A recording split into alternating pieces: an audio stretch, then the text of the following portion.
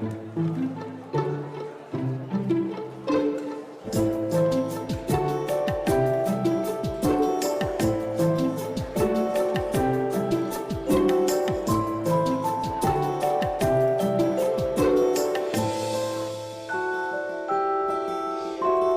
à toutes et à tous. Merci tout d'abord de bien vouloir éteindre vos téléphones portables, s'il vous plaît, pour ceux qui éventuellement ne l'auraient pas encore fait.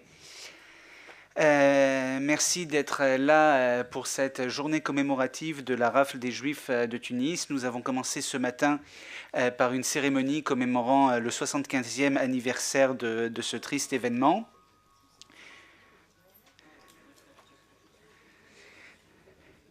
Et il nous semblait véritablement important, puisque c'est le 75e anniversaire, donc une date symbolique, d'autant plus que cette année, vous savez que la cérémonie a lieu toujours le dimanche le plus proche du 9 décembre. Aujourd'hui, c'est le 10, donc une journée dont M. Nataf nous parlera également, puisque les événements ont duré finalement 2 jours plutôt qu'un.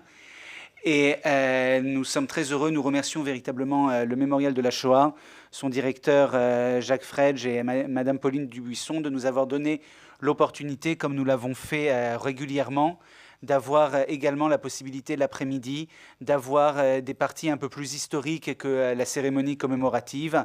Vous vous en souvenez pour certains d'entre vous, nous avons diffusé des films, nous avons eu des débats d'historiens. Et aujourd'hui, je suis particulièrement heureux, c'était vraiment un choix extrêmement important et fort de notre part d'avoir pour ce 75e anniversaire une conférence consacrée véritablement à la journée du 9 décembre 1942. C'était un point qui nous tenait particulièrement à cœur à la Société d'histoire des Juifs de Tunisie et d'Afrique du Nord. Et je suis véritablement très reconnaissant, M. Claude Nataf, d'avoir accepté de prendre la parole aujourd'hui. Monsieur Claude Nataf est à la fois le président d'honneur de la Société d'Histoire, son fondateur, également, même si il me le reprochera ensuite de vous l'avoir dit, le meilleur connaisseur, le meilleur historien, non seulement sur l'histoire des Juifs de Tunisie et d'Afrique du Nord, mais particulièrement sur cette période. Et il était donc très important pour nous que ce soit lui qui fasse cette conférence aujourd'hui. Je le vois avec les 3 ouvrages devant lui. La Société d'Histoire, grâce à lui, a favorisé la recherche sur ce pan méconnu de l'histoire de la Seconde Guerre mondiale, à travers les commémorations, à travers l'encouragement aux historiens, ce que Claude Nataf a toujours fait, et en plus par la production, les publications de textes qui avaient été écrits à l'époque ou juste après la Seconde Guerre mondiale ou des témoignages postérieurs. 3 ouvrages de Paul Guez, Robert Borgel et enfin un assemblage de témoignages qui ont été publiés sous la direction de Claude Nataf et qui ont véritablement marqué une époque historiographique. Nous en savons désormais beaucoup plus grâce à cet immense travail. Donc merci à vous, Claude Nataf, pour toute cette œuvre qui se poursuit pour notre plus grande chance. Et je vous laisse sans plus tarder la parole. Merci.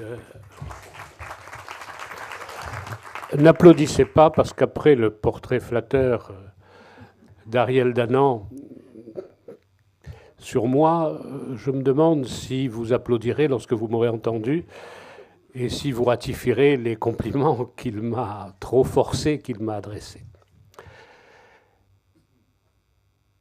Il y a 20 ans, très exactement, nous avions créé la Société d'histoire des Juifs de Tunisie avec le regretté Jacques Taïeb, quelques mois auparavant. Et il y a 20 ans, nous avions décidé que la première manifestation de notre société serait une rencontre, un symposium, sur cet aspect méconnu de l'histoire des Juifs de Tunisie, qui était la période de Vichy et de l'occupation allemande. Et nous avions organisé cette rencontre dans les locaux du Sénat, que notre jeune société avait réussi à obtenir grâce à un réseau de relations. C'était encore le temps des témoins, et j'évoquerai ici la mémoire de 2 personnes qui avaient parlé,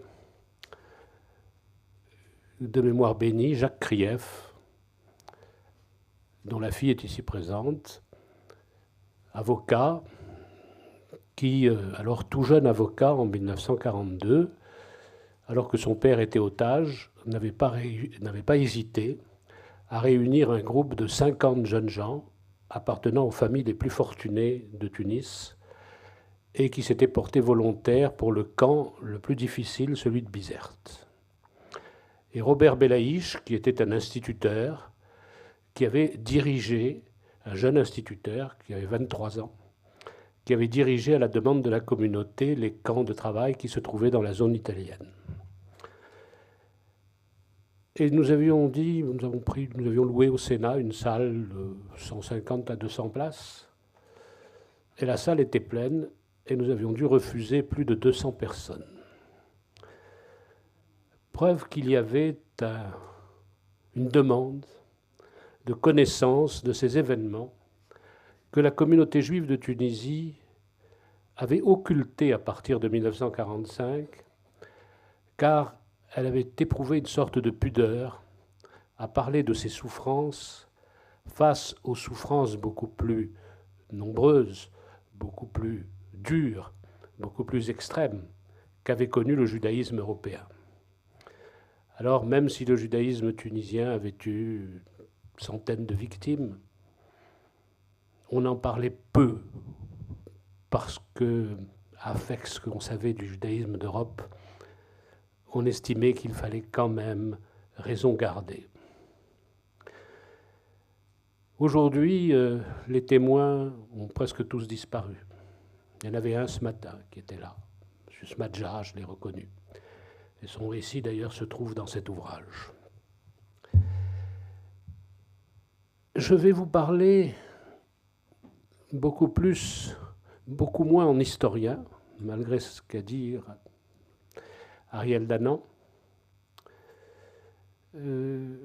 qu'en homme arrivé aujourd'hui au couchant de ma vie,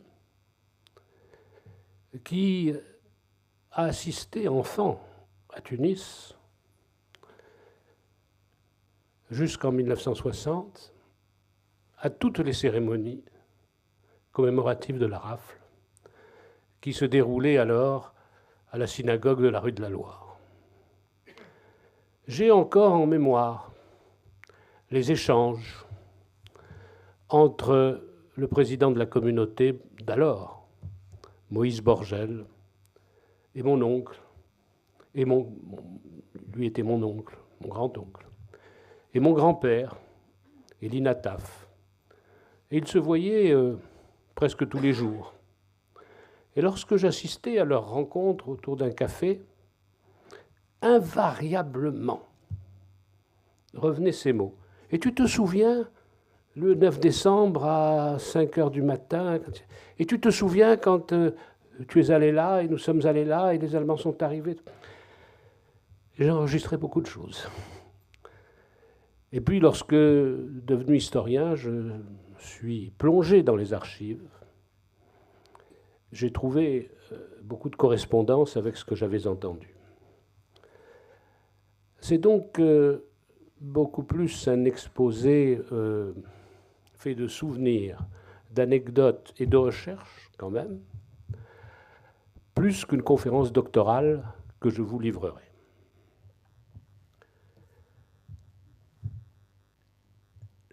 La Tunisie, vous le savez, était un protectorat français. Elle était gouvernée par un bey, souverain. Mais si la France ne régnait pas, en fait, elle gouvernait. Et les lois de Vichy, l'infâme statut des Juifs, a été appliquée en Tunisie, avec sans doute moins de rigueur, un peu plus de dérogation, en raison de la personnalité du résident général, qui était un profond catholique, en raison aussi du rôle que la communauté juive jouait en Tunisie, qui était quand même indispensable à l'autorité française, car elle servait de truchement entre la puissance coloniale et les Tunisiens. Mais le statut des Juifs avait conduit en Tunisie beaucoup de malheurs. Les avocats étaient interdits de plaider, les médecins étaient interdits de soigner, les étudiants étaient interdits d'étudier, et chaque jour, à partir de 1941 et du voyage de Xavier Vallat, amenait un nouveau cortège d'interdictions. Et la communauté juive s'est trouvée confrontée à un fait nouveau. Je rappelle que c'est la communauté juive comportait des élites, certes, mais comportait une grande masse prolétarienne, vivant dans des conditions excessivement difficiles. Et en 1934, sur 70 000 personnes recensées comme juives en Tunisie, 40 000 étaient à la charge de la communauté. Entre ceux qui avaient des secours hebdomadaires, ceux qui avaient des secours pour les fêtes et ceux qui avaient des secours épisodiquement, c'est-à-dire que 30 000 membres de la bourgeoisie portaient 70 000 personnes en réalité. Et c'est un nouveau paupérisme que crée la guerre, puisque ces intellectuels qui ne peuvent plus exercer leur profession, ces fonctionnaires, grands et petits, qui sont renvoyés de la fonction publique, il faut les aider. Alors la solidarité familiale, bien sûr, on retrouve un avocat qui regagne le magasin de son frère et qui devient vendeur ou qui devient caissier, un étudiant qui devient garçon de café. Mais il y en a d'autres qui ne peuvent pas même trouver cette solidarité familiale et la communauté doit consacrer aussi des ressources à aider cette catégorie de nouveaux pauvres engendrés par la guerre. La communauté est présidée à l'époque par M. Moïse Borgel, que j'ai cité. Il était haut fonctionnaire de la trésorerie générale, en retraite. Son grand-père était le grand rabbin Eliaou Borgel, dont le nom a été donné au village où est abrité le cimetière dans lequel il est inhumé. Ce n'est pas le cimetière qui s'appelle Borgel, contrairement à une opinion répandue. C'est le lieu dit, qui autrefois était un village. Maintenant, c'est agglutiné à Tunis, c'est aggloméré à Tunis. Mais si vous allez en face du cimetière, vous avez la station de bus et vous voyez Borgel. C'est le village qui a été nommé Borgel parce qu'il était inhumé dans ce cimetière. Donc Moïse Borgel est par tradition familiale un haut responsable de la communauté. Mais à l'époque, il a plus de 70 ans. Et je voudrais reprendre ici, sur Internet, il y a un chercheur, enfin un ancien instituteur devenu chercheur, qui dit oui, on dit que M. Moïse Borgel était un vieillard à 70 ans, on n'est pas un vieillard. Bon. Alors aujourd'hui, je dirais qu'ayant dépassé cet âge, je ne pense pas être un vieillard. Bon. Mais en 1940, à 70 ans, on était vraiment un vieillard. L'espérance de vie, quand on avait vécu jusqu'à 70 ans, c'était très bien. Donc c'est M. Moïse Borgel qui est à la tête de la communauté. Et les Juifs de Tunisie sont toujours optimistes.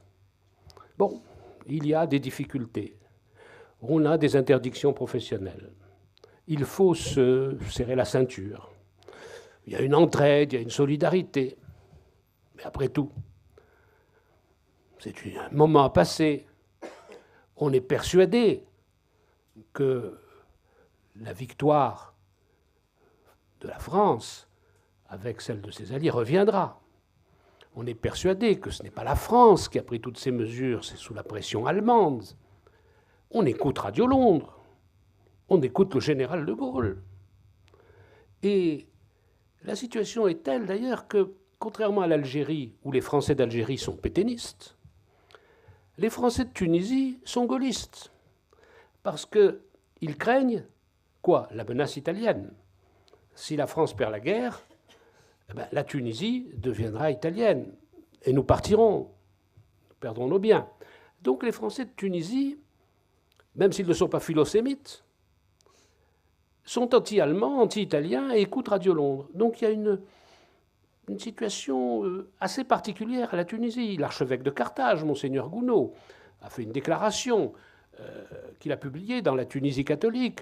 Les Juifs sont des hommes Jésus-Christ, notre divin modèle, était juif. Marie, sa mère, la plus sainte des créatures, était juive. Et je connais beaucoup de leurs coreligionnaires, des coreligionnaires de Jésus, qui sont bien meilleurs que des chrétiens d'aujourd'hui et bien plus charitables que des chrétiens d'ici. Donc il a mis ses paroissiens en garde contre tout antisémitisme. Donc cela rassure la communauté. Bon, il y a un mauvais moment à passer. Et puis arrive le mois de novembre 1942.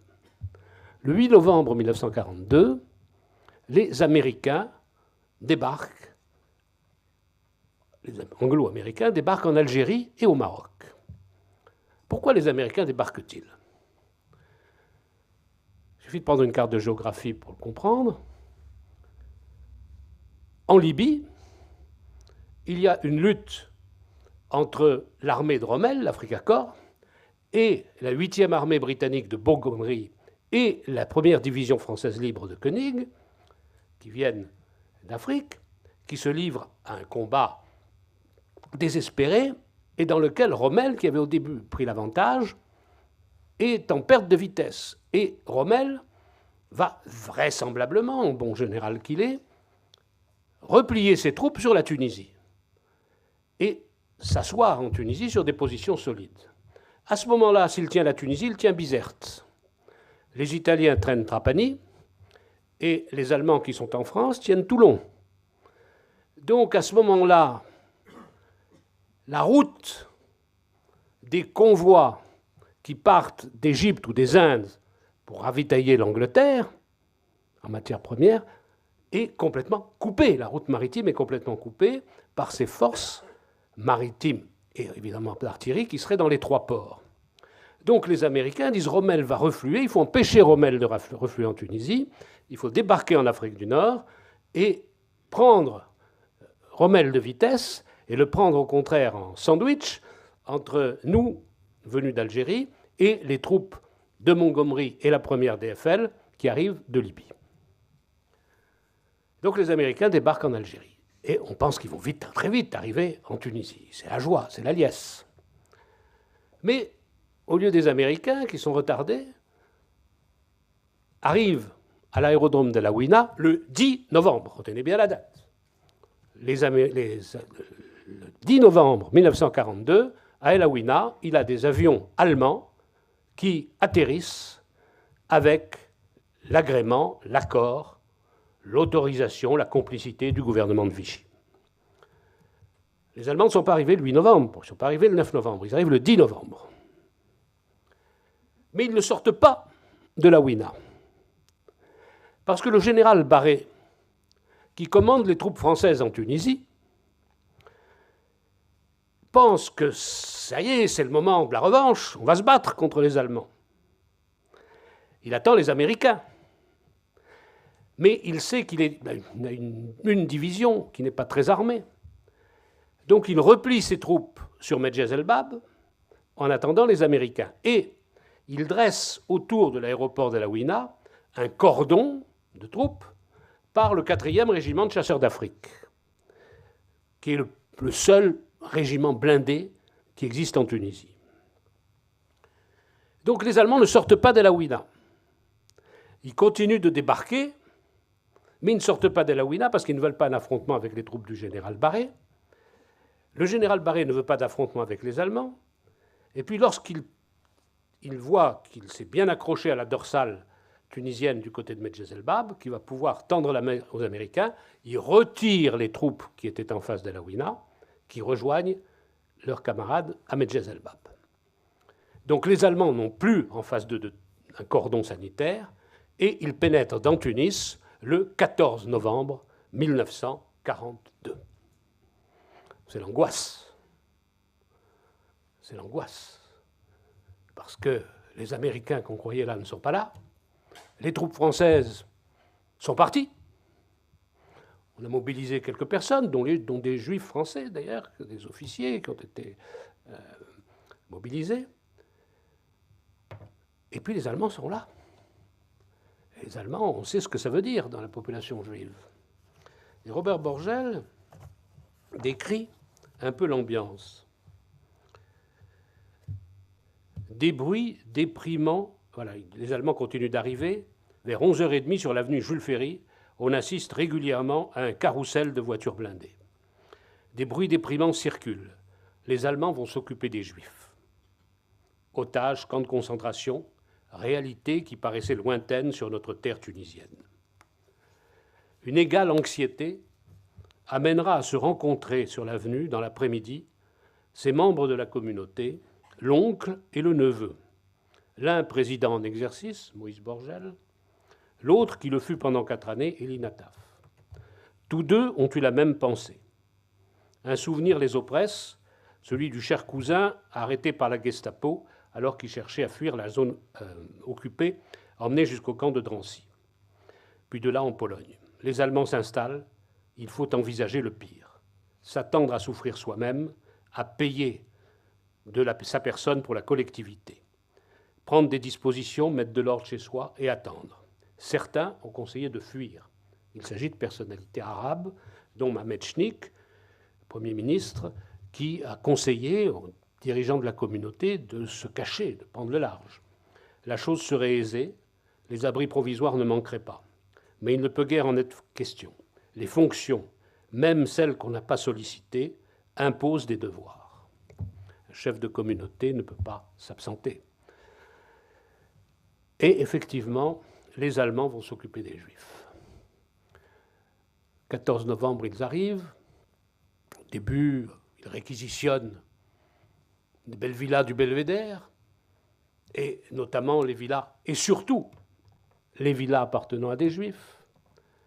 Ils réquisitionnent des appartements, surtout des appartements appartenant à des Juifs.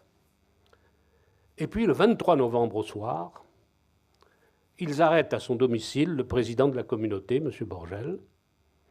Comme son gendre, qui n'a aucune fonction communautaire, est auprès de lui, il l'arrête également. Ils arrêtent l'ancien président prédécesseur, maître Félix Samama. Comme son beau-frère, M. Galula, est auprès de lui, il l'arrête également. Ils arrêtent un membre de la communauté livournaise, M. Citanova, qui est par ailleurs un dignitaire de la franc-maçonnerie, et ils se rendent chez maître Albert Bessis, qui est une personnalité politique, délégué juif au Grand Conseil de la Tunisie, mais qui a pris le large avant et qui a quitté son appartement et qui s'est caché dans une demeure sûre. Alors bien sûr, l'anxiété, tout se sait très vite, la population juive est affolée, on a arrêté le président de la communauté, on a arrêté des personnalités. Pendant 4 jours, M. Borgel est soumis à un régime d'interrogatoire non seulement violent, mais on le remet en cellule, on le rappelle, il commence à s'endormir, on le rappelle, on lui dit « ça y est, allez vous coucher », il va se coucher, on le réveille en pleine nuit, et on l'interroge.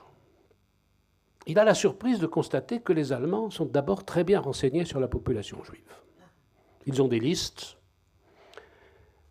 ils connaissent les fortunes juives, ils ont des listes de personnalités, mais ils l'interrogent surtout. Quels sont vos rapports avec les Français? Quels sont vos rapports avec les musulmans? Qu'est-ce que sont vos rapports avec les communistes? Qu'est-ce que vous pensez de ceci? Qu'est-ce que vous pensez de cela? Et puis surtout, le grand reproche, vous les Juifs, vous êtes tous gaullistes. Alors, comme raconte M. Robert Borgel, son fils, M. Borgel ne veut pas dire non, parce que c'est une réalité. Mais d'un autre côté, avec cette habitude bien juive de répondre à une question par une autre question, il leur dit « vous croyez ?» Et bon, il essaye de temporiser. Nous, les Juifs, nous ne faisons pas de politique, nous sommes bien avec tout le monde, etc. Pendant ce temps, pendant qu'il est soumis à ce régime, la communauté agit.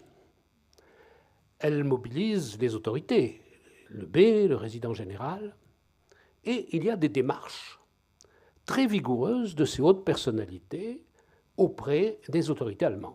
Et notamment, le résident général, là, ne se dégonfle pas.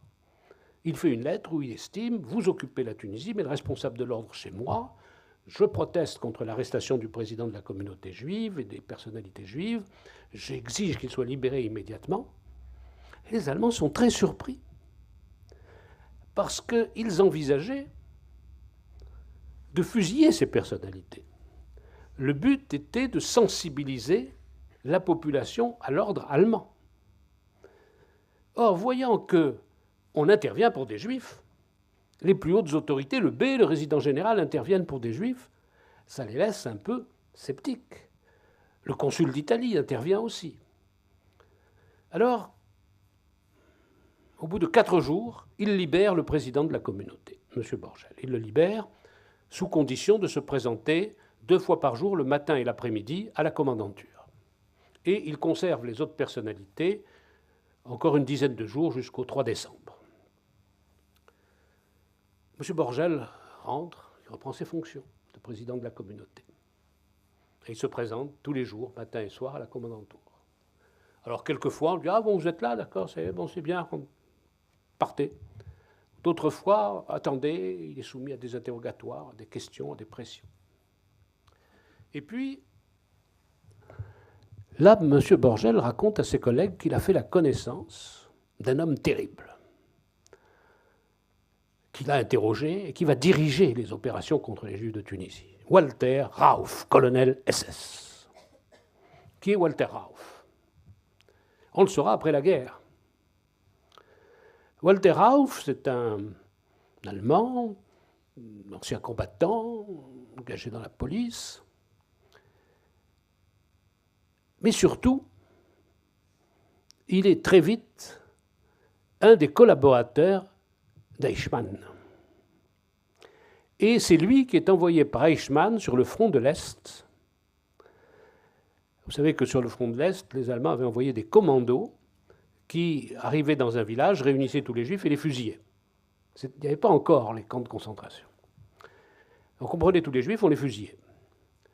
Et puis on s'est aperçu rapidement, les Allemands se sont aperçus rapidement que c'était très mauvais pour le moral des troupes. Parce que ceux qui fusillaient toute la journée des hommes, des femmes et des enfants, à la fin, ils devenaient un peu cinglés. Et puis les troupes qui montaient en ligne, voyant ces massacres d'enfants, de femmes, commençaient à douter. Donc, il faut trouver quelque chose. Alors, on trouvera plus tard les camps de concentration avec les chambres à gaz. Mais en attendant l'invention des chambres à gaz, Rauff invente un système, les camions à gaz. On met tous les Juifs dans un camion, on ferme le camion, on lâche les gaz, et tous les malheureux qui se trouvent à l'intérieur sont tués. On en tue 60, 70 par camion, comme ça. C'est ce qu'on a appelé les chambres à gaz mobiles. Eh bien, l'inventeur et le responsable des chambres à gaz mobiles, c'est Rauff. Puis, plus tard, on fait les camps de concentration, donc Rauff n'a plus sa raison d'être, et il reçoit une mission, et son ordre de mission, Serge Klarsfeld l'a retrouvé dans les archives allemandes il y a 4 ans.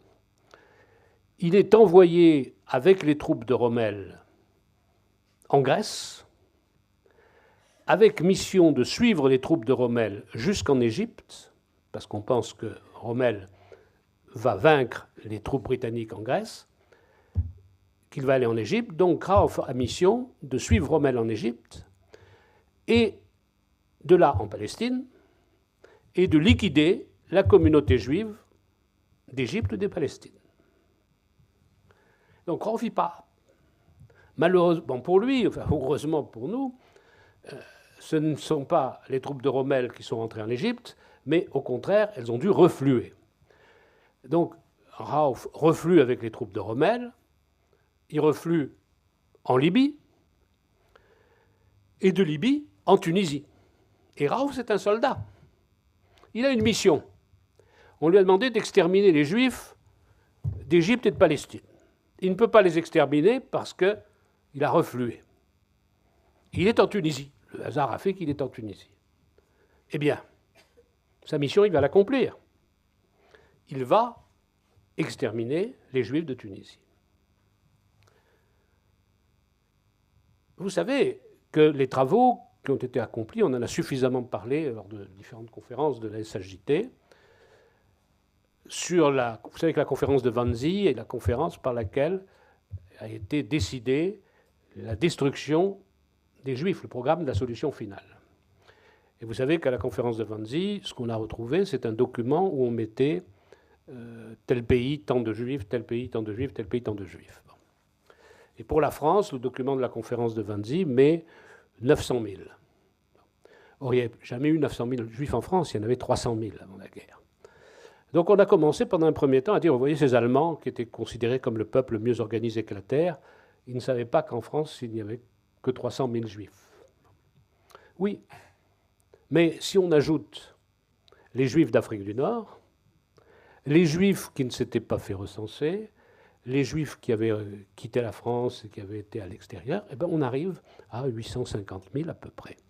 Donc la destruction des juifs d'Afrique du Nord était bien comprise, bien incluse dans le programme de Wannsee. Donc Rauf, il est là pour accomplir le programme. Dans un premier temps, il pense utiliser les Arabes pour détruire les Juifs de Tunisie. Et il cherche à susciter des pogroms. Il distribue de l'argent et il dit allez attaquer les magasins juifs. Il a vu qu'il y avait eu des débuts de pillage de magasins juifs à Gafsa, à Zagouan. Il dit voilà, c'est cela qu'on va faire. Il distribue de l'argent à des Arabes pour attaquer les magasins juifs et à partir de là, entraîner des heurts, les Juifs vont se défendre, il va y avoir des morts et nous on va venir pour rétablir l'ordre, on va fusiller tous les Juifs. La sagesse des chefs de la communauté musulmane, notamment de Mohamed Chnik et d'Aziz Djilouli de Cheikh El Medina, font que ce programme n'a pas lieu. Le jour prévu, les musulmans de Tunis ne bougent pas et n'attaquent pas les magasins juifs. Donc Rauf cherche ce qu'il va faire. Le 6 décembre, lorsqu'il avait reçu à la commandanture Moïse Borgel, il avait dit qu'il fallait s'attendre à ce que les Juifs de Tunisie soient appelés à participer à des travaux dans l'intérêt de l'armée allemande. Et il avait demandé qu'on donne les listes des jeunes Juifs de 17 à 40 ans. Et puis le 8 décembre, le Conseil de la communauté est réuni parce qu'il y a eu, les 2 jours qui précédaient, de très violents bombardements à Bizerte. La quasi-totalité de la ville a été détruite. Et les réfugiés, la population civile de Bizerte, a afflué sur Tunis. Et parmi eux, des Juifs. Tous ces réfugiés ont été pris en charge par le Secours national, qui est l'organisme officiel. Mais le Secours national, qui jusqu'à présent avait été bienveillant à l'égard de la communauté juive, sans doute sensible à l'ère du temps, dit les réfugiés juifs, adressez-vous à la communauté. Alors il y a des 700, 800 personnes. Donc certains ont été logés chez des parents, des amis. Mais il a fallu en toute hâte en loger quelques-uns dans les sous-sols de la grande synagogue, d'autres à l'école de l'Alliance, d'autres à l'école Orthora, d'autres dans les locaux de la garderie israélite. Et M. Borgel a réuni le conseil de la communauté le 8 décembre à son bureau pour essayer de voir comment on va aider ces malheureux. Il faut les nourrir, il faut les vêtir, ils ont tout perdu. Le matin, il est allé à la commandanture pour sa présentation quotidienne. Bon, ça va, merci, au revoir. Et puis, on vient le chercher à 9h ou 10h, alors que les Allemands, le garde allemand s'est présenté à son domicile et qu'il était attendu d'urgence à la commandanture avec le grand rabbin. Donc il interrompt la réunion et il va chercher le grand rabbin Haïm Belaïch chez lui et ils vont à la commandanture. 10h, 11h, midi, 1h, 2h, ils ne sont toujours pas de retour. Ça se sait dans la population juive, cette convocation. Donc les gens affluent à la communauté. Il y a une curiosité, une inquiétude. On espère à la communauté avoir des nouvelles. Et effectivement, à 2h, le président Borgel, le grand rabbin, arrive et il demande aussitôt qu'on réunisse les conseils de la communauté, les notables, les dirigeants d'œuvre.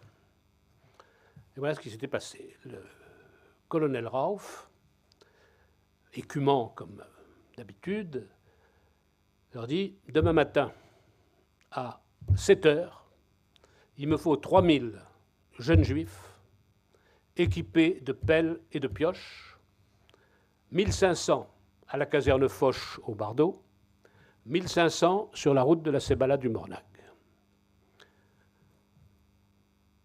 Il est bien entendu que vous, communauté, vous aurez à nourrir ces hommes, parce que nous, on ne va pas les nourrir. On va les mettre dans des camps, à la disposition de l'armée allemande pour creuser des tranchées, creuser des fortifications. Débrouillez-vous, il nous les faut demain. Si nous n'avons pas demain 3000 hommes, nous prendrons des otages, les otages seront fusillés. Le président de la communauté explique que ce n'est pas possible, qu'il ne dispose d'aucune force, qu'il n'a aucun moyen de contraindre les Juifs de Tunisie à aller volontairement comme ça dans des camps de travail, que la communauté est un organisme de culte et de bienfaisance. Quand même pas 24 heures, c'est impossible. Il ne veut rien entendre. Le grand rabbin, auquel le président de la communauté a traduit, parce que le grand rabbin est arabophone, c'est un vieillard préoccupé de prière, de recherche talmudique, un savant dans ces matières. Mais ce n'est pas un homme d'action, ce n'est pas un homme qui a l'habitude des contacts. Il essaye de toucher le cœur du colonel Rauf. Il pleure, il prie, mais que peuvent valoir les larmes d'un vieillard, fut-il grand rabbin, face à un SS tortionnaire comme Rauf? Il ne veut rien entendre.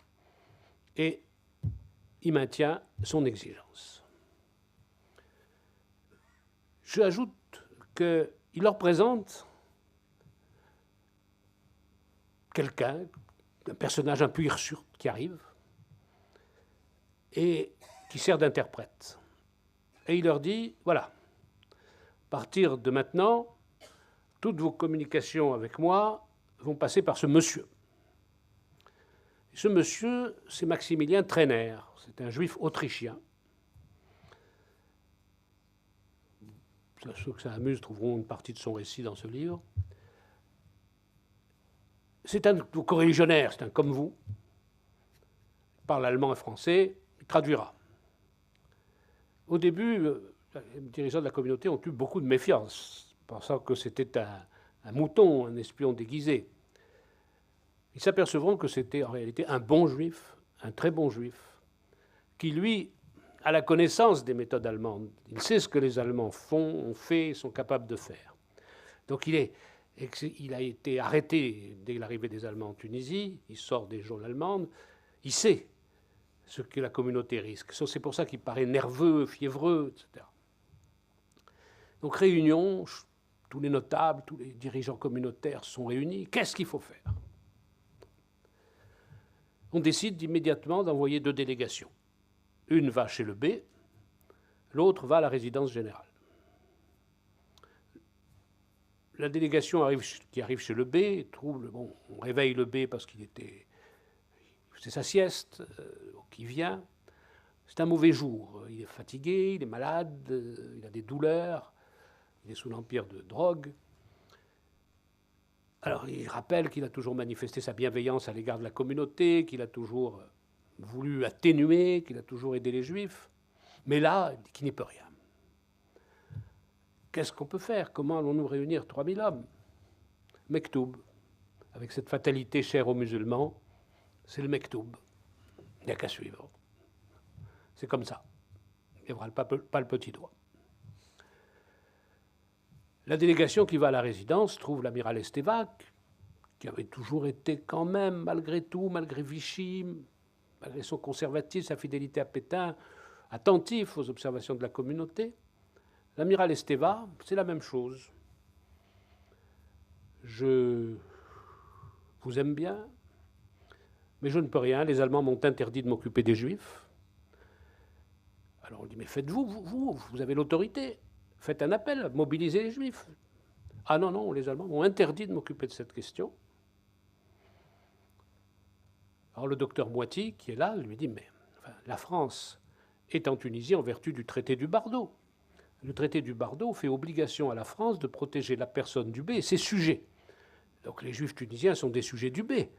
Face à l'Allemand, vous ne nous protégez pas, je n'y peux rien. Il m'a dit, amiral, vous venez à cet instant de sonner le glas du protectorat, parce que le protectorat n'a plus de justification. Le président général consent à faire une démarche auprès des autorités allemandes pour demander un délai. Et il fait savoir qu'il passera la réponse, qu'il communiquera la réponse à M. Borgel dans la nuit. On retourne à la communauté. qu'est-ce qu'on va faire? Alors, il y en a qui disent il faut ne rien faire. On se croise les bras. Oui. Mais Raouf a dit que si on se croisait les bras, il faudrait arrêter les gens dans la rue, ils prendraient des otages et ils les fusilleraient. Est-ce qu'on a le droit, comme communauté?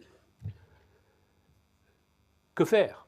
Alors le grand rabbin va dans les synagogues, du haut de sa chaire, il appelle les jeunes gens sans charge de famille à se dévouer pour le salut de la communauté.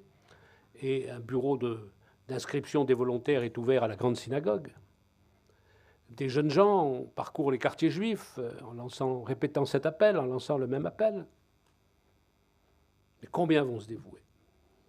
L'angoisse est partout. Beaucoup, après, ont dit « Ah, mais il aurait fallu !» Je l'ai vu chez un pamphlétaire, dernièrement, j'ai lu.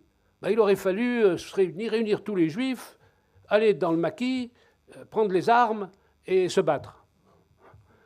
D'abord, où prendre des armes? Et puis, où les maquis?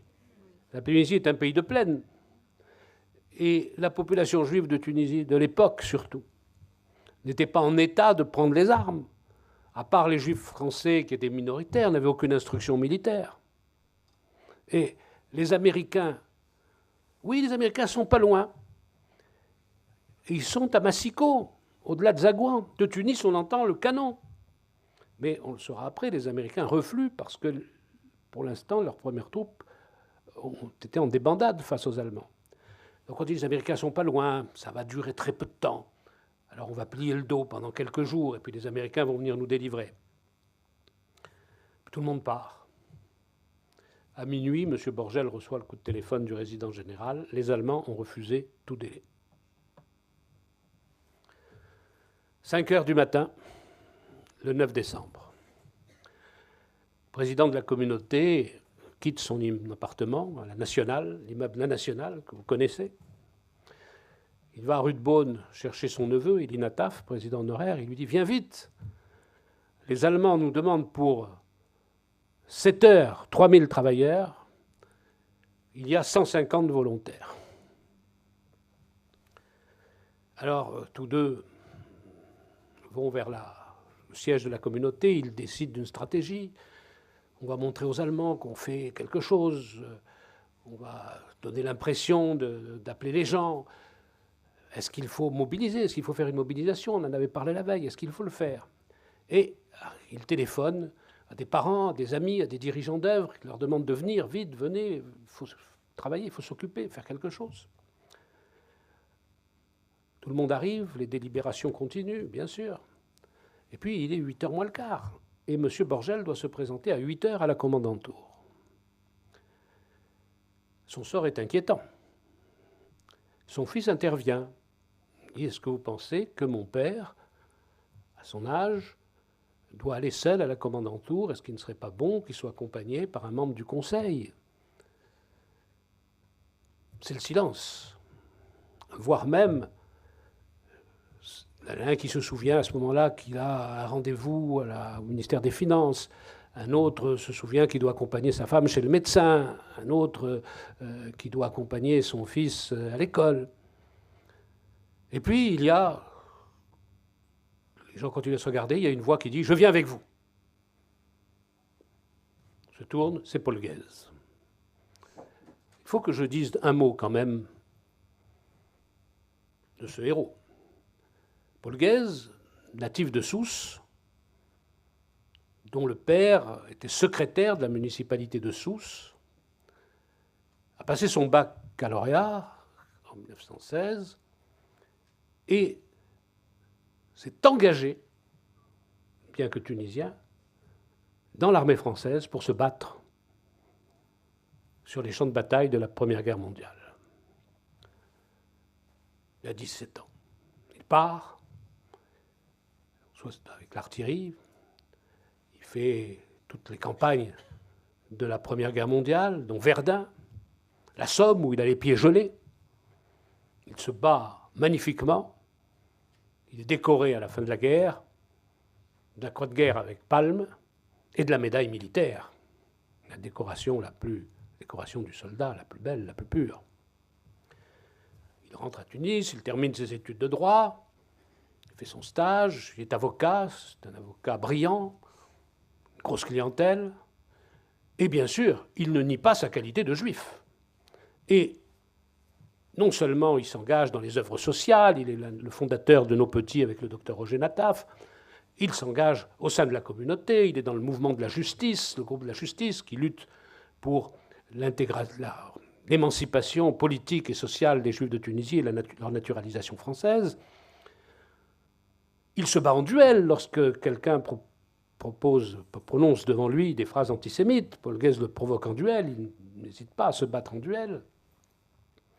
Et en 1940, marié, père de 2 enfants, alors qu'il n'a pas l'âge de partir au front, il est mobilisé, mais il pourrait rester dans un dépôt à Tunis, il est volontaire pour le front, il part en 1940 avec la 84e division, il fait une campagne là aussi brillante, il dégage sa section sur la Somme et sa batterie sur la Somme et évite le stalag à ses hommes, il retourne en Tunisie, il est décoré à nouveau de la Croix de guerre 1939-45, et lorsqu'il a le statut des Juifs, il est même exempté de l'application du statut.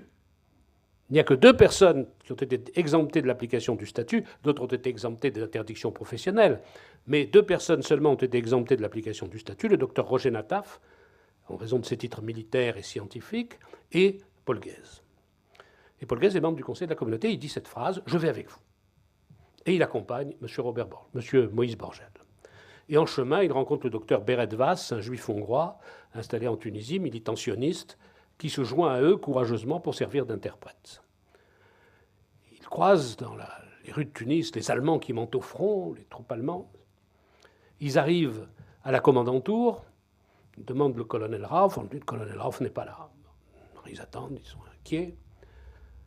Et puis, un soldat italien arrive, ils écoutent ce que dit ce soldat italien en italien, parce qu'ils comprennent l'italien, et le soldat italien explique que le colonel Rauf est à la grande synagogue. Tout de suite, il décide de se rendre à la grande synagogue. Et arrivé à la grande synagogue, un peu avant la grande synagogue, il voit tout le quartier cerné par des SS en armes, mitraillettes au poing. Le colonel Rauf, effectivement, était arrivé à 7 h du matin à la caserne Foch. Il avait vu 150 volontaires. Furieux, il les a fait mettre à genoux. Il avait commencé à les battre. Il avait dit qu'il allait les faire fusiller, ces pauvres types qui s'étaient portés comme volontaires. Et puis, finalement, comme on lui dit, il y en a d'autres qui sont à la grande synagogue, il décide d'aller à la grande synagogue. Il fait rentrer tous ces SS dans la grande synagogue alors que c'est la prière du matin. Il y a des réfugiés de Bizerte qui sont là, dans les caves. Les SS commencent à tirer dans la grande synagogue. Ils prennent tous les occupants, ils les font mettre dans une espèce de jardin qui est devant la synagogue, à genoux. Le rabbin en talette, les vieillards, des enfants, l'officiant, le rabbin David Agege, qui était l'officiant de la grande synagogue et dont j'ai publié le témoignage. Et tout le monde est là, et Rauf écume de rage lorsqu'arrivent Moïse Borgel et Paul Guez. Ça ne le calme pas. Il oblige Moïse Borgel à s'agenouiller devant lui. Il donne des coups de cravache à Hu et à Dia, à Borgel et à Paul Guez. Et il leur dit « Chiens de juifs, vous êtes des porcs, vous avez fait une démarche auprès du résident général, c'est une atteinte à l'armée allemande. Je vais immédiatement faire chercher le grand rabbin, donnez-moi l'adresse du grand rabbin, et je vais vous fusiller ici avec tous les gens qui sont présents, et le grand rabbin également. » Et là, la pression. Là. Et Paul Guez, à ce moment-là, commence à parler. Et Paul Guez lui dit « J'étais à Verdun, j'ai eu sous mes ordres des Allemands que j'ai fait prisonniers, j'ai peut-être été sévère avec eux, je ne les ai jamais humiliés. Vous nous avez battus, vous n'avez pas le droit de nous humilier. » Rauf est interrompu dans sa rage par le mot Verdun. Verdun, pour les Allemands, ça parle. C'est un mythe pour l'Allemand, Verdun. C'est là où l'armée française a complètement défait l'armée allemande. Et il dit, qui est cet homme? Paul Guez, toujours dans un garde-à-vous impeccable, dit, je suis officier de l'armée française, je suis membre du Conseil de la communauté, vos méthodes sont inadmissibles, vous pouvez nous imposer votre joug, mais pas de cette façon. Alors Rauff dit, vous avez saboté les ordres que j'avais donnés, je vais prendre 10 juifs, donnez-moi le nom de 10 juifs, 10 responsables juifs, et je les ferai fusiller ici. Et Paul Guez lui répond, sachez que je serai le premier. Sachez que je serai le premier. Était-il inspiré en disant cela? Je le pense. Parce que Rauff le regarde, il y a un regard entre ces deux hommes, et puis Rauff dit, que proposez-vous? Et Paul Guez lui dit, relâchez les raflés qui sont là, donnez-moi le temps nécessaire, et j'essayerai de rassembler les hommes. Voilà ce que dit Paul Guez. Je lus, je ne peux pas vous manquer de le lire. Le colonel Rauff, écumant de colère, s'agite comme un forcené. Vous allez être fusillés dans 1 heure, ainsi que le grand rabbin que j'envoie chercher. Vous allez voir comment les SS savent mater les Juifs. Je regarde à ma droite le groupe pitoyable des prisonniers mornes et silencieux. Je distingue la barbe blanche de l'officiant. Je vois un enfant qui frissonne de peur. Que vont-ils devenir? Le devoir est tout tracé. Il faut les sauver à tout prix. Et Guez dit, donnez-moi le temps nécessaire et j'essaierai de rassembler les 3000 hommes que vous nous demandez. À ce moment-là, Rauff lui dit, c'est une parole d'officier. Et Paul Guez dit, c'est une parole d'officier. Rauff réfléchit et dit, bon, d'accord, je vous donne jusqu'à midi, nous verrons cela à midi. Borgel et Paul Guez repartent et se retournent à la communauté, où tout le monde les attend. Et là, la décision est prise. On fait imprimer des affiches, que des gens partent coller partout. Mobilisation, comme une mobilisation militaire, par classe d'âge. Toute la population juive de sexe masculin,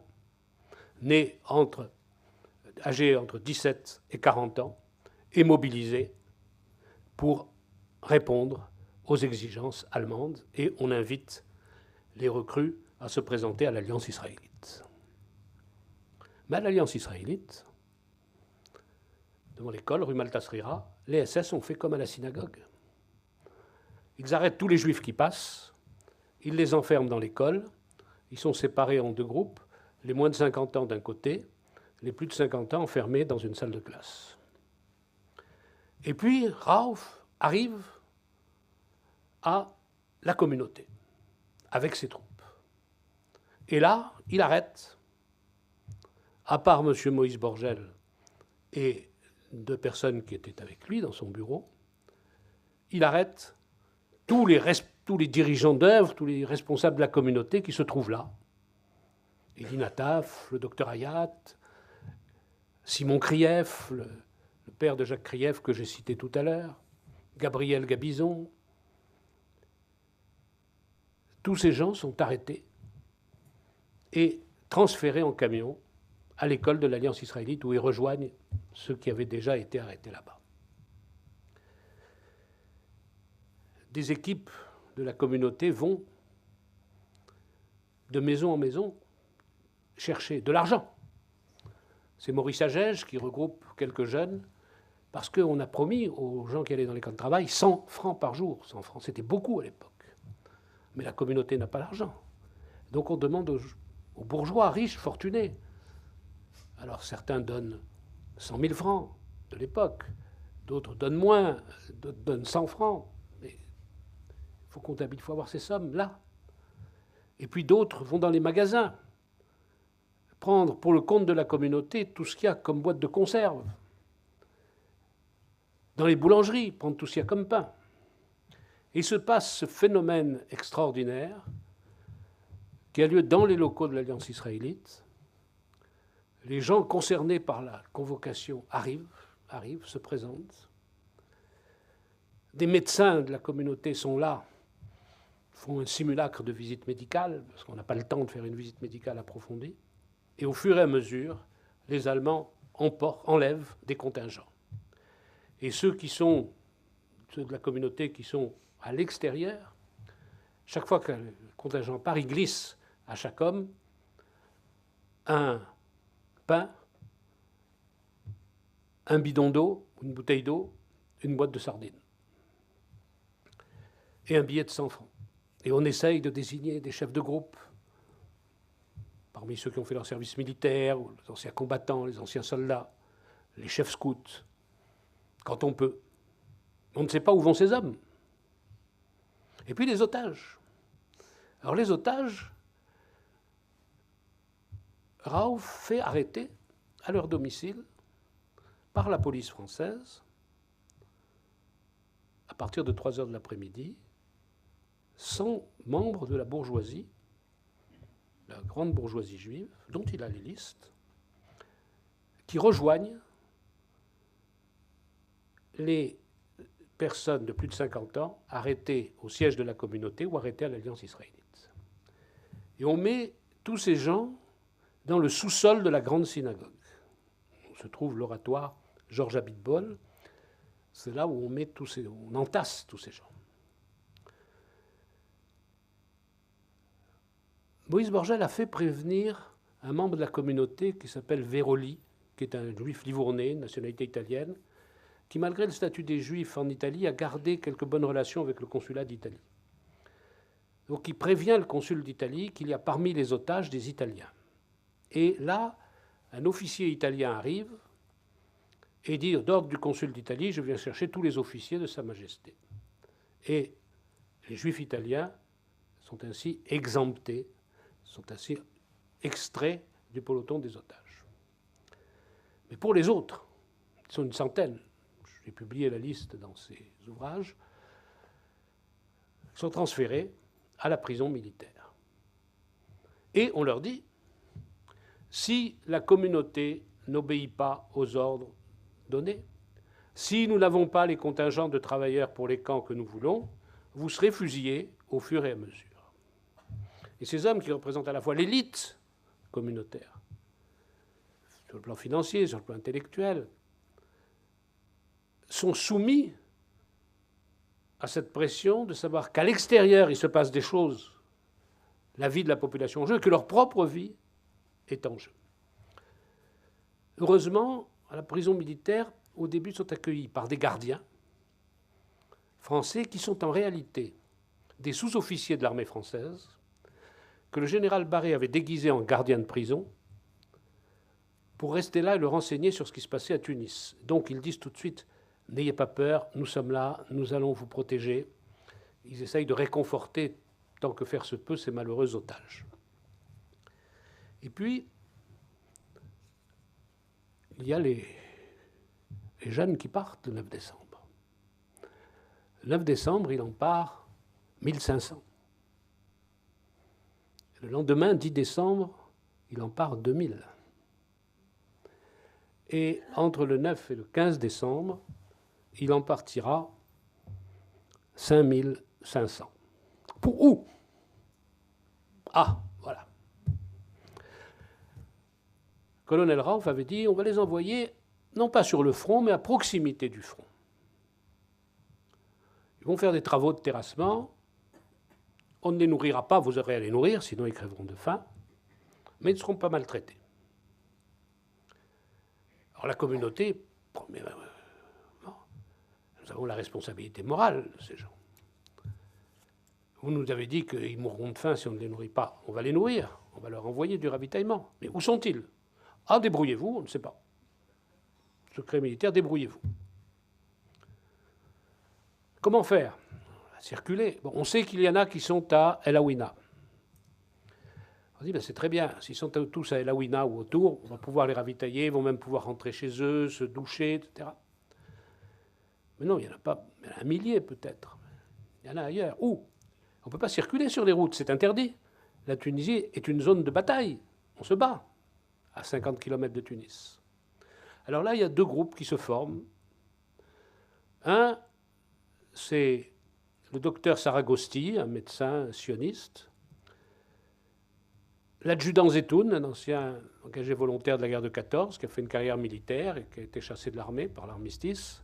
Et une infirmière, Suzette Cohen-Coudard, qui connaîtra un destin tragique, puisque, vous le savez, vous avez peut-être le nom vous dire peut-être quelque chose, en 1949, elle convoiera un groupe d'enfants pour l'Alia en Israël, et elle décédera dans la catastrophe aérienne d'Oslo. Donc ce groupe part sur les routes, dans une direction.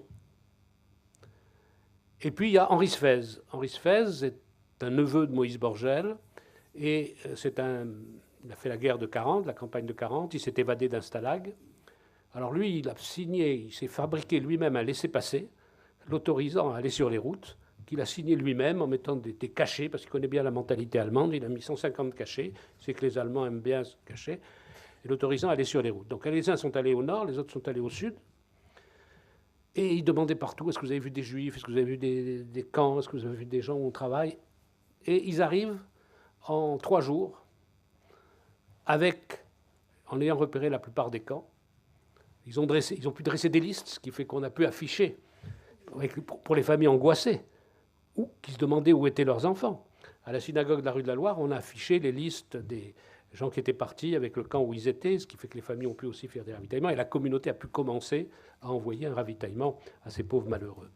Je vous lis simplement un témoignage, il est assez court, et il est, me semble-t-il, très pertinent. C'est celui du rabbin Habib, qui est toujours vivant, qui vit en Israël. Rabbin Gilbert Habib, c'est lui qui m'a appris la lève-bête, d'ailleurs. Il dit ceci. En 1942, j'avais 16 ans, et j'étais élève à l'école Hebret HaTalmud, la yeshiva de Tunis. Le 9 décembre, j'ai dû sortir de chez moi à 7h30 pour me rendre à la yeshiva. En passant près de la grande synagogue de l'avenue de Paris, j'ai constaté la présence de soldats allemands avec tête de mort comme un signe. Les Allemands hurlaient et arrêtaient les passants en leur demandant de présenter leur carte d'identité. De jeunes Arabes les renseignaient en leur disant si le nom de la personne contrôlée était un nom juif ou non. Les Juifs ainsi désignés étaient aussitôt parqués devant la synagogue sous la garde menaçante de soldats armés de fusils. Normalement, ils ne prenaient que les gens âgés de 17 ans et plus. Je n'avais pas pris ma carte d'identité sur moi. On me demanda mon âge, je répondis 16 ans, mais je n'avais aucun moyen de le prouver. Le SS me saisit par le col et me projeta parmi les gens arrêtés. Alors il raconte son départ pour un camp. Nous fûmes contraints de faire une marche de 60 km sous la pluie, dans le froid et dans la boue. À chaque tentative de ralentir, les coups de pied et de cravache s'abattaient sur nous. Nous étions environ 80. Nous sommes parvenus à destination très tard dans la nuit. Je ne me souviens plus du nom de la localité où nous sommes arrivés. Elle était proche de la ligne de front, et en consultant la liste des camps, je crois qu'il s'agit de Goubla, ou d'une localité proche désertée par ses habitants. Nous fûmes enfermés dans une écurie, contraints de travailler la nuit, car dans la journée, notre site était canonné sans interruption par les Anglais. Impossible de dormir le jour et appelé à travailler la nuit pour creuser des tranchées. Nous restâmes 3 jours sans manger. Les Allemands avaient prévenu la communauté qu'il lui appartenait de nous nourrir et qu'à défaut, nous mourrions de faim. Mais ils avaient pris soin de ne pas donner à la communauté la liste des camps. Au bout de 3 jours, un soldat allemand qui nous gardait constata que nous allions mourir de faim et que nous n'arrivions pas à travailler en raison de notre état physique, malgré les coups qui nous étaient donnés pour nous faire travailler. Il trouva dans une ferme abandonnée des poulets qu'il tua avec son fusil et nous les remit ensuite pour que nous puissions les faire cuire sur un feu de bois et nous les partager. Bien sûr, ce n'était pas cachère, mais je n'avais pas le choix. Manger ce peu qui nous était donné ou mourir de faim. Le judaïsme interdit de se laisser mourir. La vie est ce que Dieu nous a donné de plus précieux. C'est un rabbin qui parle. Le ravitaillement n'arriva que lorsque des envoyés de la communauté purent nous localiser. Dans l'écurie où nous logions et étions censés dormir le jour, entassés les uns sur les autres, les rats étaient nos compagnons, marchaient sur nous. Nous étions tous malades et harassés. Il y avait avec nous 2 drogués qui avaient été arrêtés rue Maltasrira. C'était la première fois que je voyais des drogués. Comme ils étaient en manque, ils avaient des cris épouvantables, et nous ne comprenions pas pourquoi, mais ils nous faisaient peur. Et bien sûr, la nuit, le travail sous la garde des Allemands, avec les coups, pour un rien, pour un simple arrêt de cadence. J'étais le plus jeune, je n'avais que 16 ans, et l'âge minimum fixé par les Allemands eux-mêmes était 17 ans. Paul Guèze réussit à me tirer de là au bout d'un mois.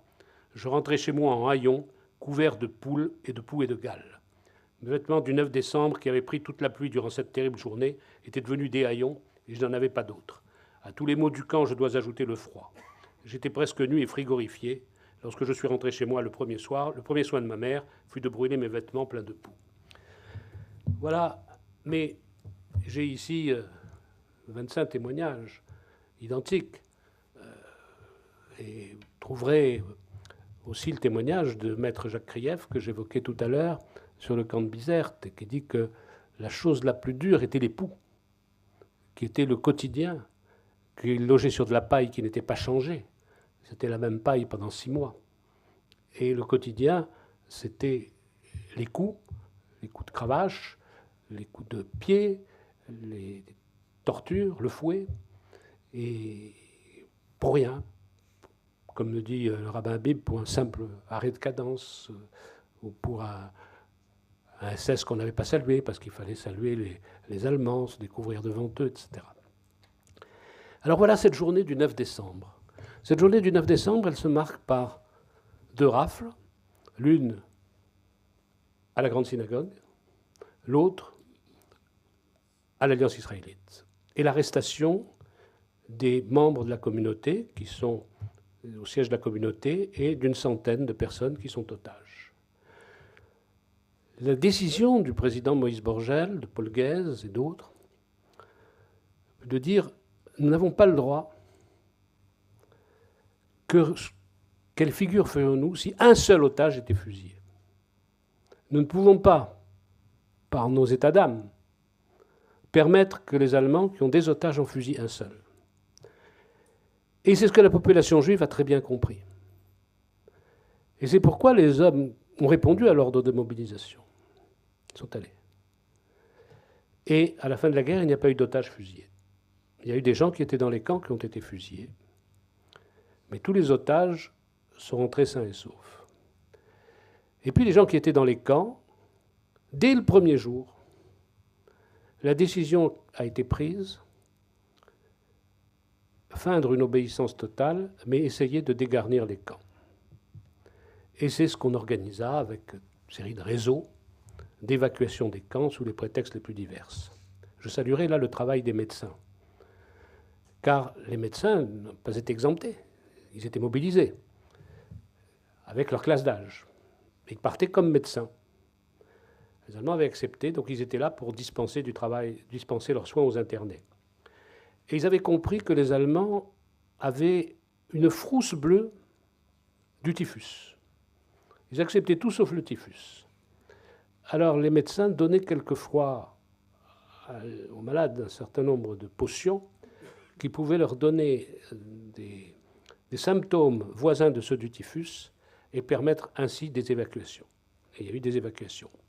Il y a les chauffeurs de la communauté qui prenaient de grands risques en amenant le ravitaillement et en laissant la porte des camionnettes ouverte pour que 2-3 travailleurs puissent s'engouffrer, et comme ça ils étaient libérés. Lorsque les Allemands découvraient la supercherie, bien sûr, les autres du même groupe étaient privés d'un certain nombre de choses, étaient battus, étaient fouettés, faisaient double travail, mais c'est ainsi que les camps ont pu être progressivement évacués, fort heureusement, parce que on a su, après, par le président Mohamed Chnik, et puis après on a retrouvé dans les archives aussi des traces, que les Allemands avaient décidé, et c'était pourquoi ? Parce qu'on se demandait, mais pourquoi ils prennent ces Juifs dans les camps ? Les Juifs sont de mauvais ouvriers, ne sont pas des ouvriers, ne sont pas des gens qui sont habitués au travail manuel, creuser des tranchées, etc. La communauté disait, on vous donne de l'argent, recrutez des travailleurs, il y a beaucoup d'Italiens qui demandent du travail, qui sont de bons ouvriers, on paye, on vous paye même un surplus et vous nous rendez nos juifs. Non, non, non, on veut les juifs. Ils sont de mauvais ouvriers. Non, on veut les juifs. Et en réalité, les Allemands pensaient qu'ils romperaient le front et que c'est eux qui fonceraient sur l'Algérie à la poursuite des Américains. Donc, ils avaient décidé, si on fonce sur l'Algérie, on fusille avant tous les juifs qui sont dans les camps. Et ainsi, Rauf avait rempli sa mission. Pas de l'extermination totale, mais l'extermination quasiment partielle, l'extermination de la force vive, la force la plus jeune, de la population juive de Tunisie. C'est heureusement ce qui ne s'est pas passé, même si on déplore que dans des camps, des jeunes ont été fusillés. Et je pense aux trois qu'évoquait Jacques Krief dans son témoignage au Sénat, Émile Ababou, Sadoun, Mazouz a été tué sur la route. Il y a eu 4 fusillés sur la route. D'autres ont été victimes de mauvais traitements, sont morts victimes de mauvais traitements. La Suède est mort dans la zone italienne, victime d'une septicémie. D'autres sont morts sous les sévices les coups de fouet qu'ils avaient reçus.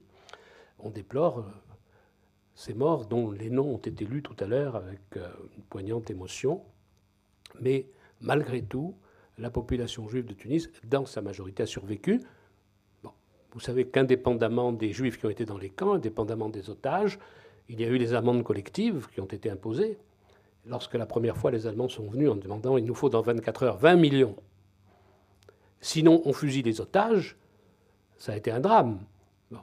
Et il a fallu imaginer tout un système, avec l'aide d'ailleurs des autorités françaises, qui fait que la caisse foncière a prêté 20 millions parce que les grandes fortunes juives ont donné leurs immeubles en garantie. Et puis il y a eu 2 amendes de 20 millions à la Sfax. Il y en a eu 2 à Sousse, 20 et 15, je crois. 20 et 15 à Sousse. 50 kilos d'or à Djerbal. À Djerbal, les Allemands sont arrivés un samedi après-midi. Ils ont menacé de fusiller les notables. Et ils ont contraint le grand rabbin, Dieu sait si pour un juif de Djerba, c'était à faire le tour de l'île en voiture le Shabbat pour ramasser de l'or parmi les habitants des communautés juives de Djerba. Et les Allemands ont emporté 40 kilos d'or, parce qu'ils ont dit on revient demain, mais le lendemain ils ne sont pas revenus, ce sont les Anglais qui sont arrivés. Mais à Gabès, ils ont pris tous les avoirs juifs qui se trouvaient dans les banques. Donc il y a eu des sommes énormes qui ont été emportées, plus de 100 millions ont été emportés par les Allemands. Puis à Sousse, il y a eu les bijoux aussi. Il y a eu les viols qui ont été commis dans le quartier de l'Arara, des femmes qui ont été violées par les Allemands. Il y a eu les réquisitions mobilières. Tous les jours, les Allemands arrivaient à la communauté, disaient voilà, il nous faut pour ce soir voici les biens qu'il nous faut. Il nous faut 10 pianos, par exemple. Il nous faut 50 services de porcelaine de Limoges. Il nous faut 10 appareils photo. Et il fallait chaque fois qu'une équipe aille les chercher chez les Juifs de Tunis, les plus fortunés, parce que c'était ceux qui avaient ces objets. Généralement, c'était entreposé à la grande synagogue, et les Allemands venaient se servir et faisaient emballer. Vous avez un livre qui a été écrit, qui s'appelle Yar Asra, qui a été écrit par Albert Hayat, un membre de la Chambre de commerce française de Tunis, qui raconte qu'il faisait partie d'une équipe de travailleurs juifs qui emballaient les pianos, les meubles que les Allemands avaient choisis et qu'ils envoyaient en Allemagne comme ça. Et puis à partir du mois d'avril, il y a eu des déportations. Les Allemands ont commencé à instituer un programme de déportation. Vous ne pouvez pas déporter par chemin de fer, comme ils l'ont fait en France. La mer, c'était quasiment fini parce que la Royal Navy tenait les 2 ponts. Donc ils ont fait une première déportation par avion. Il y a des déportés qui ont quitté Tunis par avion pour l'Italie, de l'Italie sur l'Allemagne. Parmi eux, le bâtonnier Victor Cohen-Adria, qui était pas notable, président de la commission des finances de la communauté. Dr Benjamin Lévy, membre éminent du Parti radical, et connu dans la communauté aussi, et d'autres. Et Victor Rathenau, un juif autrichien qui était interprète à la communauté. Et tous ces gens ont été déportés et sont morts. Il y en a d'autres qui sont revenus, mais les noms que j'ai cités sont morts gazés à Auschwitz. Et le programme des déportations a été interrompu puisque les Alliés ont eu la maîtrise du ciel et que 3 semaines après, ça a été la défaite complète des armées allemandes et leur capitulation. Tunis a été libéré le 8 mai 1943, Sousse a été libéré avant, le 12 avril 1943, et la capitulation a été signée le 13 mai 1943. Voilà, j'ai essayé de vous raconter cette journée, les événements qui ont suivi.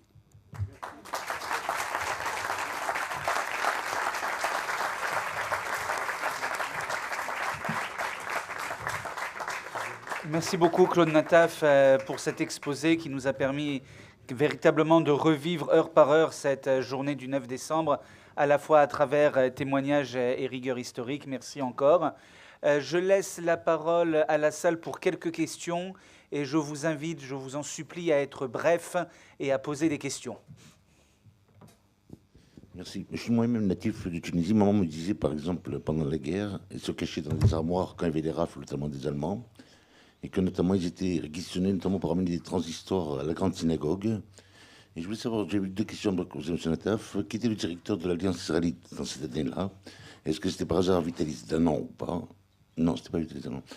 Et la deuxième question, je voulais savoir quelle était l'ampleur de la cruauté des Allemands par rapport à ceux des Allemands qui exerçaient en Europe de l'Est, notamment.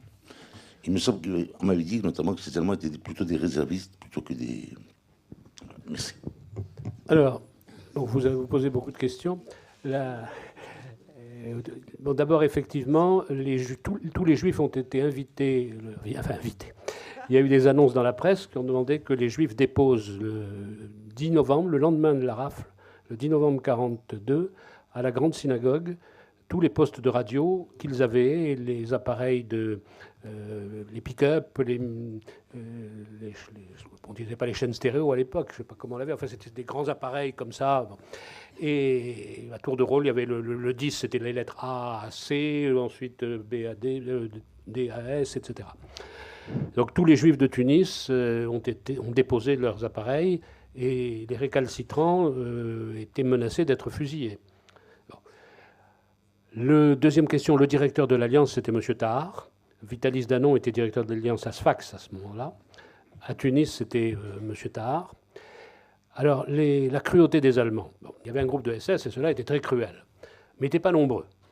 Il y avait 150 SS à peu près sur la Tunisie. Et heureusement aussi, c'est Rauf qui était le plus dur, le salaud. Heureusement, il a été rapidement...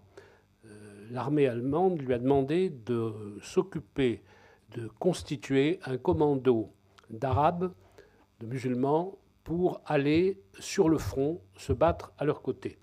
Donc il s'est occupé moins des Juifs, il a laissé 2 autres personnes s'occuper des Juifs, et lui s'est occupé de former ce commando qui a sévi assez longtemps, puisque même après la libération de Tunis, ces gens avaient été munis de postes émetteurs et renseignaient l'armée allemande sur les mouvements des troupes françaises et alliées.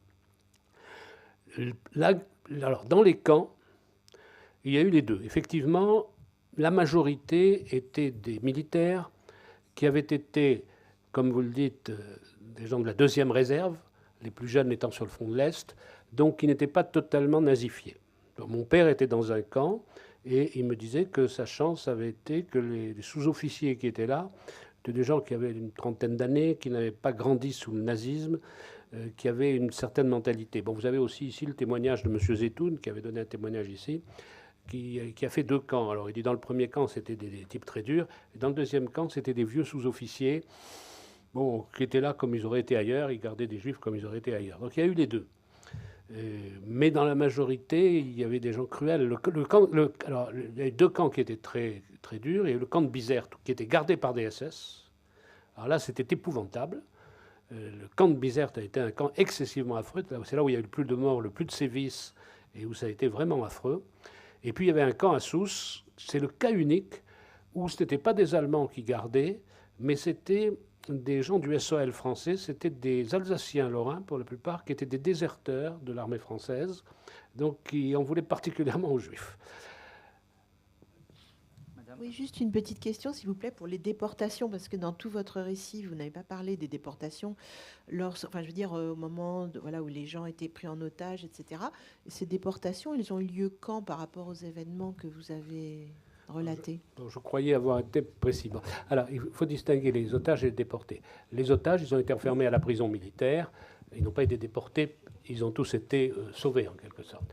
Alors, les déportations, je l'ai dit, il me semblait l'avoir dit, ont commencé le 20 avril 1943. Commencé en avril 1943, juste quelque temps avant. Ils ont été arrêtés, mais les premiers avions de déportation sont partis en avril 1943. Non, puisque la libération de Tunis est le 8 mai. Mais c'était prêt. D'autres questions Oui, bonjour. Excusez-moi, les déportations, les réquisitions, pardon, avaient également eu lieu dans d'autres villes que Tunis. Oui. Parce que mes parents étaient originaires de Kérouan et c'est pareil, on leur a pris la radio, on leur a pris tout ce qu'il Oui, y avait. oui, bien sûr. Les réquisitions mobilières ont eu lieu partout. Ah, d'accord. Dans toutes les villes où les Allemands ont pris pied. Merci. Et il y a eu des travailleurs, il y a eu des camps de travail qui ont été institués à Sousse, à Sfax, Oui, c'est ça. Mon père a été à Nabeul. Les Juifs de Kérouan ont été... Mon père a fait le STO et mon frère qui avait 7 ans, mon frère aîné, portait l'étoile. Oui, les Juifs du Sud ont eu à porter l'étoile jaune. Oui, bonjour. Les 2 sportifs de Tunisie qui ont été déportés à Auschwitz, ils sont partis de Tunisie ou de France? Je pense aux champions olympiques de natation et aux champions de boxe. Quel champion de natation?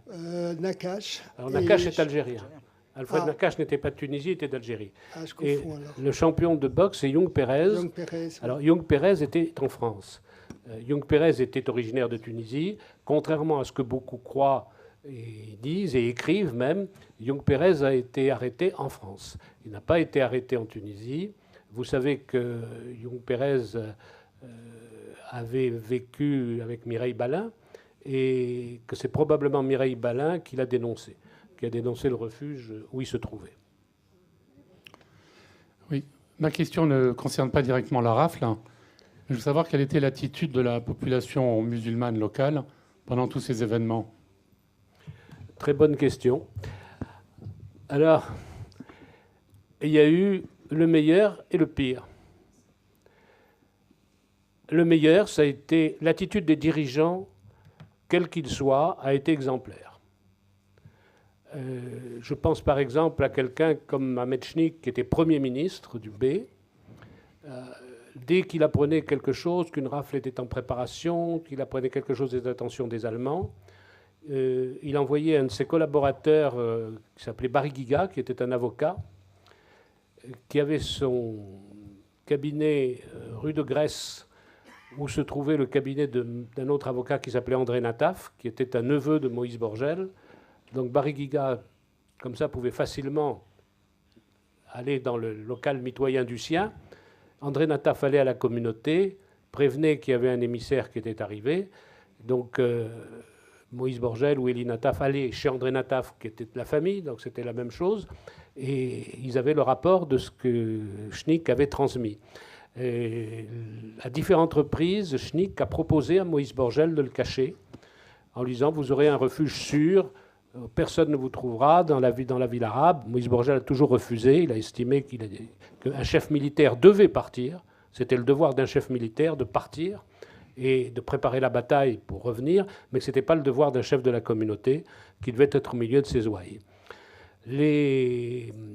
Donc l'attitude des dirigeants de la grande bourgeoisie a été exemplaire de ce côté-là. L'attitude du petit peuple a été plutôt négative. Tous les travailleurs, tous ceux qui sont partis dans les camps de travail racontent que très souvent, lorsqu'ils partaient, les yaoulèdes, les petits gamins se moquaient, étaient très contents de voir les juifs avec la pelle et la pioche, ou très contents de voir que les gardes allemands donnaient des coups aux juifs, etc. Donc il y a eu les deux. Et puis il y a eu une masse qui a été indifférente, comme la population française. Oui, bonjour. Bonjour. Voilà, vous exprimiez en début de conférence que la difficulté des Juifs tunisiens de parler de cet état de fait qui a été cette déportation, dans la mesure où ça semblait être extrêmement minime par rapport à la réalité d'Europe centrale. Mais est-ce qu'il y a eu des listes exhaustives des gens qui ont été raflés? Parce qu'effectivement, on est souvent dans l'absence d'informations et savoir si ces listes ont eu lieu et ont existé. Alors, la liste des otages, la liste des 100, les 100 premiers otages, a été publiée après la guerre dans un journal local et je les ai republiés. La liste des gens qui ont été dans les camps existait à la communauté, elle existait dans les archives de la communauté. Je suis persuadé que cette liste existait encore, puisque lorsque des gens s'adressaient à la communauté, je parle des années 80, 90 à peu près, lorsque des gens s'adressaient à la communauté pour avoir une attestation, on leur envoyait une attestation, monsieur Untel a été travailleur, et on ajoutait tel camp, tel numéro matricule, etc. Donc c'était des choses qui n'étaient pas inventées, on avait dû les prendre quelque part. Lorsque la Société d'Histoire a été créée, en 1997, nous avons fait un voyage en Tunisie. D'ailleurs, M. Roger Bellassène était là. Il y avait une caméra, je me souviens. Et nous avons demandé à M. Chiche s'il avait les listes de travailleurs. M. Chiche était alors le président de la communauté. Et il nous a dit, oui, bien sûr, on délivre des attestations, on a une liste. Donc on lui a demandé si on pouvait consulter cette liste. Et à ce moment-là, il nous a dit, non, on n'a pas de liste. Alors, on lui a dit, mais comment vous délivrez des attestations? On délivre des attestations comme ça. Bon, ça a toujours été le mystère. Il n'a jamais voulu aller plus loin dans la déclaration. Après, M. Chiche, il y a des gens très responsables à la communauté, comme M. Bismuth, M. Bérébi, qui ont cherché les listes, ils ne les ont pas trouvées. Alors, ils ont trouvé des listes partielles, mais une liste complète, une liste totale, non. Il y avait un gros registre, alors que d'après d'autres personnes m'ont raconté, il y avait qui avait vu un gros registre où il y avait les noms de tous ceux qui s'étaient présentés au recensement juif. Alors des fois, de temps en temps, on retrouve quelque chose dans les archives de la communauté. Peut-être qu'on retrouvera un jour ce registre. Une question? C'est la liste, c'est le monument aux morts. C'est le monument aux morts, ce sont ceux des morts. La liste des morts, nous l'avons. Ceux qui sont morts dans les camps, on l'a. Mais la question qui était monsieur, ce que posait monsieur, ce n'était pas ceux qui sont morts dans les camps. Heureusement, ceux qui sont morts dans les camps, on l'a. Ceux qui ont été dans les camps un jour, ou 15 jours, ou un mois, ou 2 mois, ou 3 mois, ou 6 mois, on ne l'a pas. Au jour d'aujourd'hui, on ne l'a pas. Il y a des listes partielles, mais des listes totales, il n'y en a pas. Excusez-moi. Encore 2 questions. Voilà, allez-y, monsieur. Une dernière question, oui. Moi, mes grands-parents sont paternels sont de Gabès, donc on est un peu plus au sud. Et je veux savoir si vous aviez plus d'informations, parce que on m'a raconté, mes grands-parents m'ont raconté énormément d'histoires avec les Juifs allemands à ce moment-là. Et bon, alors, je ne sais pas si vous avez plus d'éléments à m'apporter sur ces Juifs de Gabès. Par exemple, ma grand-mère me racontait qu'un jour, donc, les Allemands sont venus pour réquisitionner mon grand-père et qu'elle s'était fait faire la veille par son médecin traitant, un certificat médical attestant qu'il avait la fièvre typhoïde. Et l'Allemand lui a demandé, écoutez, si votre mari ne peut pas venir, alors il me faut quelqu'un d'autre. Et c'est le frère de mon grand-père qui est allé. Et puis j'ai plein d'histoires comme ça sur Gabès. C'est vrai. La réquisition de Juifs pour des travaux a été générale sur le territoire tunisien. À Gabès, ça a été moins qu'à Tunis et à Sousse, et ça a été pour des travaux occasionnels. On n'a pas pris d'otages. En revanche, à Gabès, ils sont allés dans toutes les banques, ils ont fait le tour de toutes les banques, et ils ont ordonné au directeur de banque de donner tous les avoirs, tous les dépôts qui avaient été faits par les Juifs. Et même le directeur de la compagnie algérienne, la banque qui s'appelait la compagnie algérienne, s'était opposé, et il a même été arrêté, et il est resté en prison, il a été mis en prison par les Allemands jusqu'à la libération, parce qu'il avait refusé de donner ils ont tout pris, ils ont pris tout le coffre. Excusez-nous, monsieur, s'il vous plaît. Quel a été le rôle des Italiens par rapport aux autorités allemandes?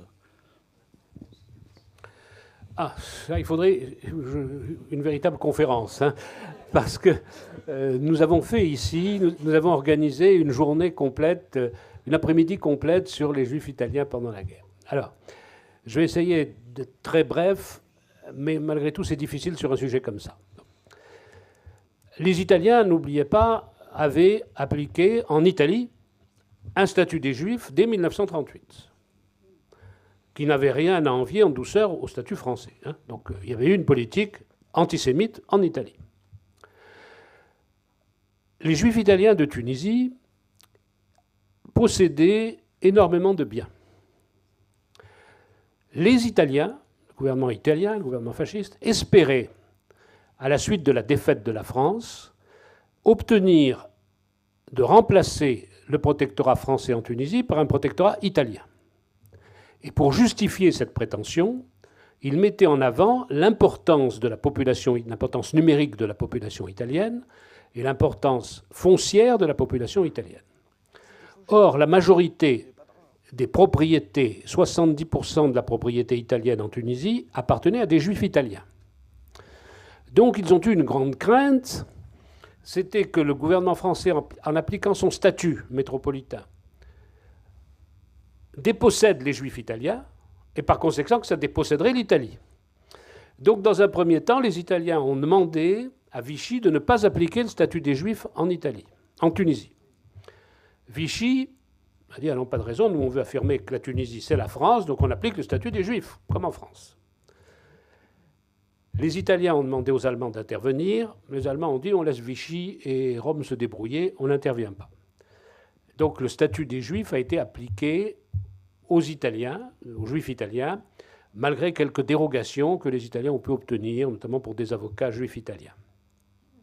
En ce qui concerne le travail forcé, les camps de travail, les juifs italiens ont été exemptés des camps de travail à la demande du consul d'Italie. Au bout de 4 ou 5 mois, 4 mois, comme les jeunes juifs italiens, qui avaient été tous des bourgeois, hein, majoritairement des bourgeois, se promenaient en ville et tout, il y avait dans le sein de la population juive un sentiment très violent. Qu'est-ce que c'est que ces bourgeois? Nous, nos enfants vont dans les camps de travail, et eux, ils sont là à Tunis, etc. Donc il y a eu un malaise. Et les Allemands aussi, ça les excitait quand même que des Juifs échappent. Donc ils ont obtenu que les Juifs, que le consulat d'Italie s'occupe lui-même de recruter au sein des Juifs italiens des Juifs qui iraient dans les camps. On les a recrutés, mais ils ne sont pas allés dans un camp. On leur a fait repeindre les bâtiments du consulat d'Italie. Bon. Donc ils ont fait du travail pendant un mois. Ils en ont gardé un bon souvenir. Ils n'ont pas été traumatisés par cela. Voilà. Dernière question, monsieur. Oui, je voulais dire justement à ce propos que les Juifs italiens étaient tous assimilés et presque naturalisés français. C'était seulement la génération d'avant qui était restée italienne. Non. Mais non. Les Juifs, ces enfants-là, se sont tous assimilés à la France. Alors, les Juifs italiens n'étaient pas tous naturalisés français. C'est vrai qu'à partir de 1938, il y a eu d'énormes naturalisations. Il y en a eu à peu près 700. Mais il y avait encore, en 1940, 3000 Juifs italiens. Vous avez raison, majoritairement, ils se sont assimilés à la France très rapidement. Madame? Mon père était juif italien. Et mon père était juif italien, il a été interné au camp d'El-Aouina. Par contre, il a échappé à la déportation vers Auschwitz en raison effectivement de certains accords entre les Italiens et je ne sais pas si c'était les Français ou Hitler. Enfin, voilà, ça m'a un petit peu échappé. Non, il s'appelait comment votre père? Il s'appelait Gino Usan, le docteur Georges Usan. Alors, ça c'est autre chose. Le camp d'El-Aouina dont il fait allusion n'était pas le camp des Allemands. Ce n'était pas le camp dans lequel les Allemands ont enfermé les Juifs parce que Juifs. C'était un camp dans lequel les autorités françaises ont enfermé les Italiens parce qu'Italiens en 1940. Puis en 1943, les Italiens qui avaient un grade dans l'armée italienne, juifs ou pas juifs, ont été internés par les autorités françaises. Alors Gino Usan, effectivement, je connais son nom, il a été dans un camp, mais ce n'était pas un camp allemand, c'était un camp français. Oui, mais c'était un camp de travail quand même, où ils étaient considérablement maltraités. Ok, d'accord, merci de cette précision. Ultime question, si vous voulez juste attendre le micro. Une seconde. Un mot sur les réseaux de résistance de juifs tunisiens et français. Alors, écoutez, ce n'était pas le sujet. Mais je vais essayer, là encore, de vous répondre. Je pense que vous parlez des réseaux de résistance. Il n'y a pas eu en Tunisie, contrairement à la France, de résistance juive. Il y a eu des résistants juifs, il n'y a pas eu de résistance juive. Il y a eu une résistance communiste, il y a eu une résistance d'abord, si on prend chronologiquement. Il y a eu des réseaux de résistance qui se sont constitués dès 1940. Il y a eu un réseau de résistance gaulliste qui s'est constitué. Il y a eu un réseau anglais avec des gens de Tunisie qui s'est constitué. Il y a eu un réseau polonais. Et il y a eu un deuxième réseau gaulliste qui s'est constitué en 1942. Et il y a eu le réseau communiste qui s'est constitué en 1941. 2 réseaux communistes, un sur Tunis, un sur Féryville. Alors, en ce qui concerne les réseaux, le réseau gaulliste, le réseau anglais et le réseau communiste ont compté de très nombreux juifs. Alors, dans le réseau gaulliste, il y avait Rossi, l'avocat Rossi. Il y avait l'un des premiers qui a été Victor Attias, un avocat également, dont le père avait le magasin qui existe toujours, la Régence, sous les arcades. C'était un réseau qui y avait Sylvain Lombroso, qui était un avocat. C'était un réseau majoritairement composé de juifs. Dans la résistance communiste, il y avait également beaucoup de juifs, dont Paul Sebag, qui a participé très tôt à la résistance communiste. Alors la résistance communiste était une résistance politique. Ne faisait pas de sabotage, sauf le réseau de Féryville qui faisait des actions de sabotage et des actions de transmission de renseignements à Londres via Toulon. Mais les Juifs ont participé à la résistance. Alors, Maurice Isard, c'était la résistance communiste. Si vous me parlez d'une résistance juive, je dirais peut-être, oui, il y a eu une résistance juive dans les camps. Parce que des Juifs vont d'eux-mêmes internés dans les camps, lorsqu'ils ont pu, ont fait du sabotage.